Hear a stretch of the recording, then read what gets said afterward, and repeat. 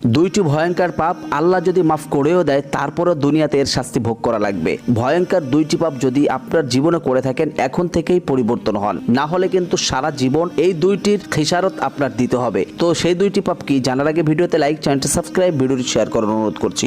Number 1, যে ব্যক্তি নেশা দ্রব্য ব্যবহার করে অর্থাৎ নেশাগ্রস্ত হয় অর্থাৎ নেশা করে, যদি আপনি নেশা থেকে ফিরে এসে আল্লাহর কাছে মাফ চান, আল্লাহ মাফ করে দেওয়ার পরেও আপনার শরীরের যে ক্ষতি করেছেন এটার সাফার আপনার সারা জীবন করতে হবে। 2 নাম্বার যে বিষয়টা যেটা যুবকরা গোপনে করে থাকে সেটা হচ্ছে মাস্টারবেশন অর্থাৎ হস্তমৈথুন।